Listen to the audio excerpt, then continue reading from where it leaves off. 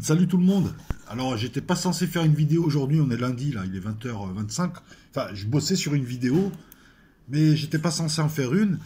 Et là, donc, j'y vais, je me précipite. Je viens de voir sur mon téléphone que le président de l'Algérie, donc Bouteflika, a renoncé à briguer un cinquième mandat. Et j'ai envie de dire bravo à tout le monde. Bravo à tout le monde. Bravo à la population algérienne parce qu'elle a démontré qu'elle pouvait se mobiliser par millions. Hein. On a vu, hein, quand il faut une manif, ils rigolent pas là-bas. Ah ouais, c'est à base de millions partout. En plus de tout, il y avait des vieux, il y avait de tout, des jeunes, des vieux, des avocats, des ouvriers, etc., etc. Bravo aussi pour sa maturité politique, mais ça je la connaissais déjà.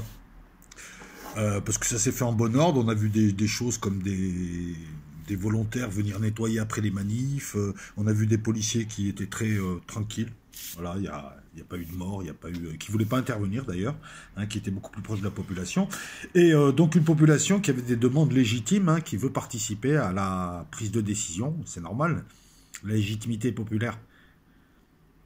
Et donc bravo aussi au gouvernement, en tout cas à Bouteflika et à ceux qui sont derrière lui, puisque bah, ils ont compris, voilà, c'est aussi simple que ça, tu vois. Tu as désamorcé une crise, mais tranquillement. Et puis tout le monde sort de cette mini-crise par le haut. Aussi bien le gouvernement, aussi bien ceux qui dirigent, aussi bien ceux qui ont voulu présenter Bouteflika que le peuple. Puisque voilà, d'un côté, le peuple a dit non, non, c'est bon, pas une cinquième fois. De l'autre côté, ils ont dit allez, s'il te plaît, un petit peu. Après, ils ont dit ok, d'accord, c'est vous, ok, il n'y a pas de problème, on le présente pas. Voilà, donc c'est une vidéo à chaud, hein, parce que j'ai pas encore les tenants et aboutissants, mais tel que je le lis là, en tout cas sur mon écran d'ordinateur, ouais, c'est excellent. Voilà, ça s'appelle la démocratie, le peuple il veut pas. Et puis lui-même a besoin, je pense, il a été atteint d'un AVC en 2013. Il a quand même fait une longue carrière en tant que ministre des Affaires étrangères puis de président. Il a un bon bilan. C'est le moment de partir, c'est le moment qu'il se repose, c'est le moment qu'il fasse autre chose. Voilà, qu'il reste avec les siens. C'est quand même un poste qui est assez exposé. Après, moi, je m'inquiète pas, ils vont trouver d'autres gens. L'élection est reportée, c'est normal aussi, puisque ça chamboule tout. Donc, il faut reporter l'élection pour qu'il y ait un temps de réflexion supplémentaire. Mais en tout cas, c'est très bien. Alors, attendez, on va voir l'article quand même. Là, je suis sur RT. Hein, en général, je vais sur l'AFP-RT d'abord. Donc, il a renoncé à se présenter à l'élection présidentielle qui a été reportée sine die, donc sans date fixée. Si une nouvelle constitution doit être rédigée avant la fin de l'année et soumise à un référendum, le dirigeant reste donc au pouvoir. Voilà, donc il y aura aussi une nouvelle constitution, parce que les Algériens ont compris, hein, quand je dis ils sont politisés, c'est pas que je vais y faire de la lèche, c'est que je le vois un truc, c'est que eux ils ont demandé l'écriture d'une nouvelle constitution. Ils ont compris où était l'enjeu politiquement, c'est la constitution qui fixe toutes les autres règles. Et c'est en cela que je rejoins de plus en plus de gens qui demandent aussi un changement de constitution en France, avec l'introduction d'un référendum révocatoire qui fera le mix entre le RIC et ce que ne veulent pas les gouvernants, c'est-à-dire la participation du peuple à la prise de décision. Donc on aura un bon mix, hein, il n'y aura pas 50 votes, il y en aura un ou deux de plus dans la mandature. Euh, et pour ça, il faut bouleverser, bouffer cette constitution, la bouleverser, puisque cette constitution-là est soumise en plus à des traités internationaux, tels que le traité de Maastricht, tels que le traité de Lisbonne, tels que les traités qui nous lient à l'OTAN. Donc il faut tout bouleverser. Voilà. Donc c'était un truc rapide, hein, on est à 4 minutes, c'était une petite vidéo rapide à chaud.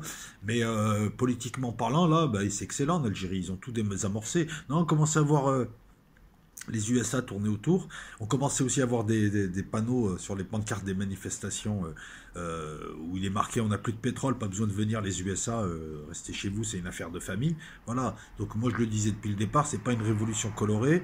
Les gars là-bas c'est des roublards, je veux dire dans le bon sens du terme, tu leur fais pas politiquement, puis ils sont hyper nationalistes, ils sont hyper patriotes, c'est-à-dire qu'ils s'embrouillent entre eux, ok, mais si tu rentres dans l'embrouille, ils se mettent contre toi. Et c'est excellent de voir qu'ils n'ont pas réagi aux sirènes de Zama, des démocrates, hein. Ils ont vu la Libye et la Syrie, ils ont compris en Algérien. Là, ce qui sauve l'Algérie en ce moment, c'est les 10 années de guerre civile avant, ils ont compris un petit peu tout ce petit jeu qui était derrière les islamistes, qui était tout ça et tout. Et donc là, tout le monde sort la tête haute, il n'y a pas un mort. Il y a eu des millions de gens qui ont manifesté, qui ont l'impression d'exister, qui ont été écoutés aussi. Ça, il faut le saluer aussi. C'est bien de la part de l'armée, de la police. Ils ont compris les enjeux de tout ça, parce que tout le monde attendait que ça tire et que ça bousille et que l'Algérie soit à feu et à sang. Donc, je suis très content de voir ça et j'espère qu'il y aura une élection, qu'il y aura un candidat qui sortira du lot, qui aura été choisi par la majorité, et puis qui fera du bon boulot, quoi. Et puis voilà, parce que on a tous intérêt à ce que ça se passe bien en Algérie. Si ça se passe bien en Algérie, les Algériens restent en Algérie. Et je le dis, non, je le dis pas pour taquiner ou autre, hein, ils font ce qu'ils veulent, les Algériens, s'ils veulent être là ou pas. Je veux dire, c'est pas le pays de mon père non plus, j'ai pas acheté toutes les terres. C'est pas ce que je veux dire. Ce que je veux dire, c'est que les gens, en général, préfèrent rester chez eux, sur leurs terres, pour y vivre bien.